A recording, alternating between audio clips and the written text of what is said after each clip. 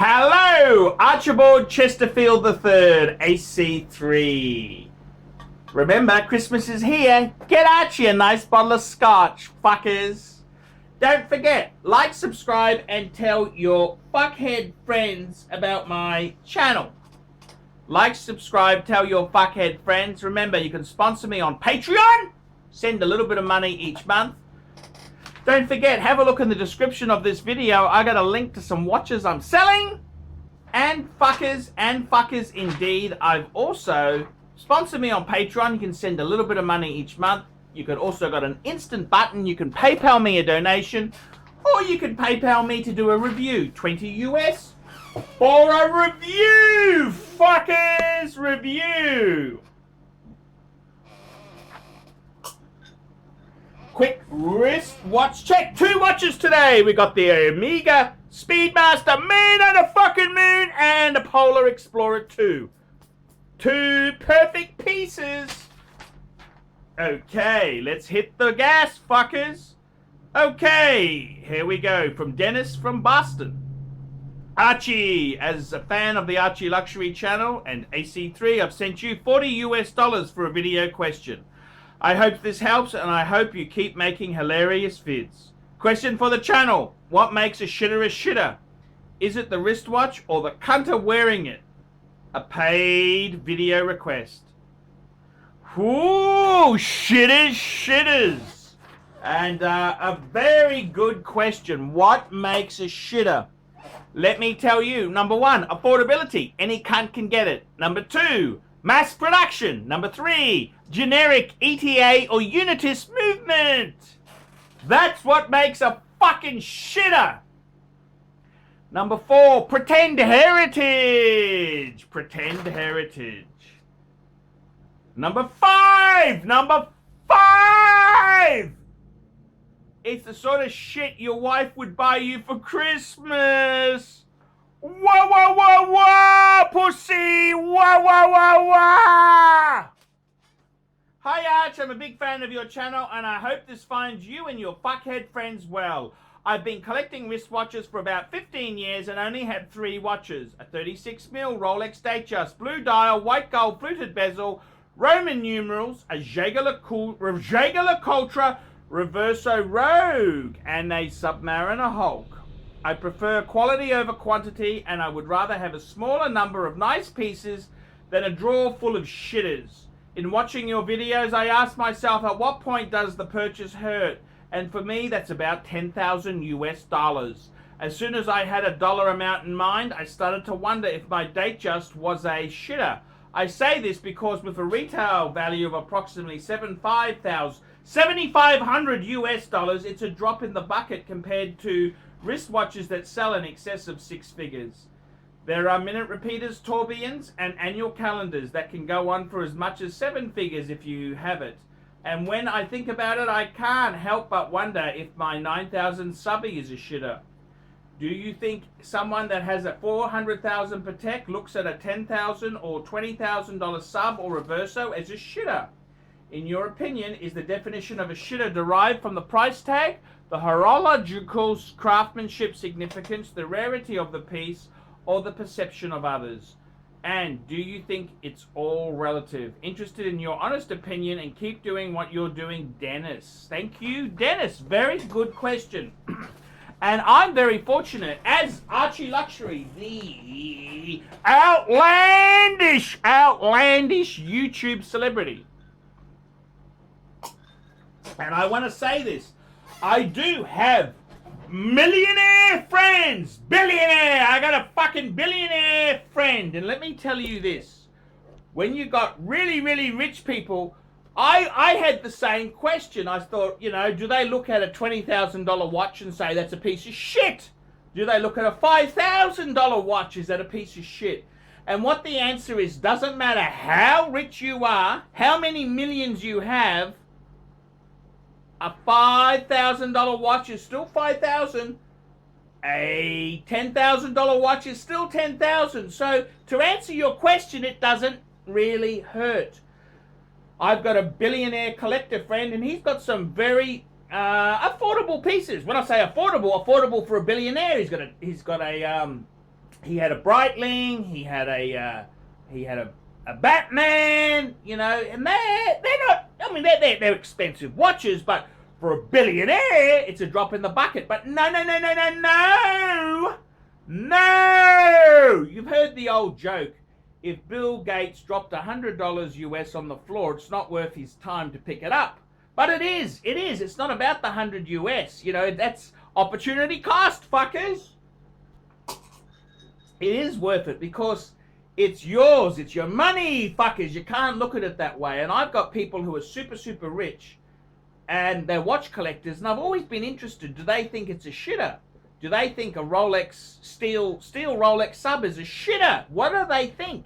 No, they don't. Anything in that range, you know, anything above 5,000 is expensive, and even something more affordable, like, you know, the Omega Speedmaster, man on the fucking moon, man on the fucking moon. I recently sold one for 2,600 US. It was a 10-year-old piece. I sold it for 2,600 US dollars. And I got a good friend of mine who's a lawyer who earns $1 million a year, and he's got one. He's got one himself. He's actually got, and he loves the watch. So no, it doesn't really. That is still a good watch. It is, even though he's got Pateks and expensive things, they are still a good watch. It hurts. And I got a really good friend, a hedge fund manager I met in Singapore. And he likes to fuck younger bitches. And, you know, when I say younger, I mean, he's in his 50s. And these bitches he likes to fuck are in their 20s. And he gets jacked off when these bitches demand $1,000 handbags. So this is someone who's worth $100 million. He still thinks $1,000 is $1,000. That is a lot of money. Do you understand? Do you understand? It is a lot of money and it hurts. It really fucking hurts. It hurts.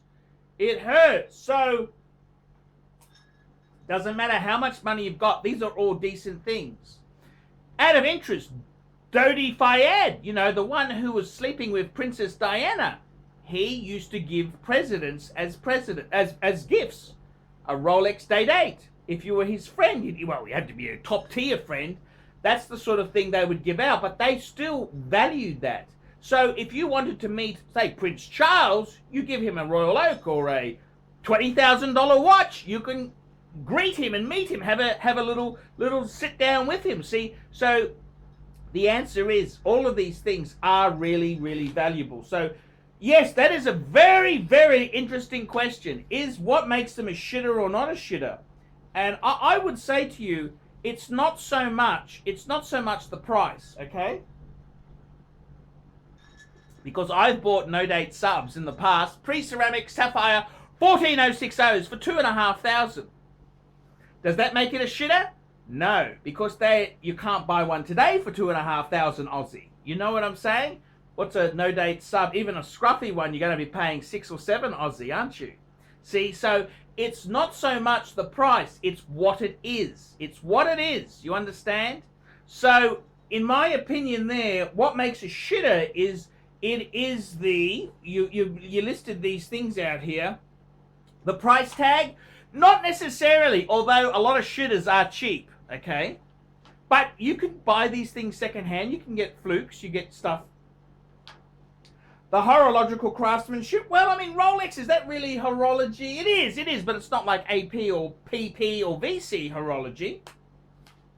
The significance, yes, they're icons. The Rolexes are icons. See, I would say anything, it's not so much the price, like an Omega Speedmaster Man on the fucking Moon, very decent watch. I sold one for 2,600 US. That was a nice 10-year-old one. Okay, 05, I think it was, an 11-year-old one. But you understand, it was just watch, no box or papers. 2.6 I sold it. I sold it on my channel. That's still a very, very, very decent watch. Whereas you could go and buy a Tag Heuer for more money, 3,000 US, and it's a fucking shitter. So it's a number of factors that determines whether it's a shitter or not. But I can tell you, I've met billionaires, hedge fund manager's worth 100 million, and it really is important. It's important that it's the significance of the piece. The price doesn't really mean anything. Like I had some wanker, right? I was trying to do a deal with Jimmy. Jimmy's my mate. And I had some duty-free cigarettes. I always bring some cigarettes back, you know. Fuck you, taxman! And I was trying to do a deal with Jimmy. Jimmy had a Alfred Dunhill cigarette lighter. And I said to Jimmy, hey, Jimmy, I can throw in a carton of cigarettes. Dunhill Reds. And Jimmy goes, oh, what did they cost you? And I said, Jimmy, that has no fucking relevance. That has no fucking relevance on the price I want for my cigarettes. You don't want them? Fuck off! Go and fucking circle jerk in the corner for all I fucking care. It has no bearing on the value. Cigarettes in Australia are $25 a packet. Okay, so I said I got a carton. I was going to cut you a deal about $15 a packet. You either take the deal or you fuck off. Fuck off. Okay? It has no bearing, fuckers. And, you know, that's the whole thing. You know, the price doesn't really matter. That's irrelevant. That's irrelevant, fuckers.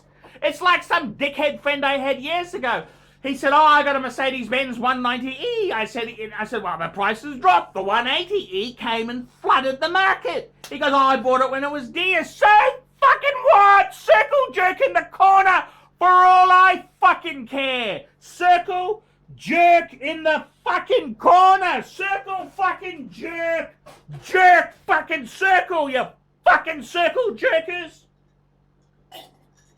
So the answer is, it's not only the price. The price is sort of semi-insignificant. It's the horology, the craftsmanship, the significance, rarity. Well, Rolex isn't really rare, and Omega Speedmaster, Man on the fucking Moon, isn't really rare, but it's the perception. Yep, it's a great piece. So there you go. I hope that's answered it. So rich fuckers, yeah, even a humble 2.6.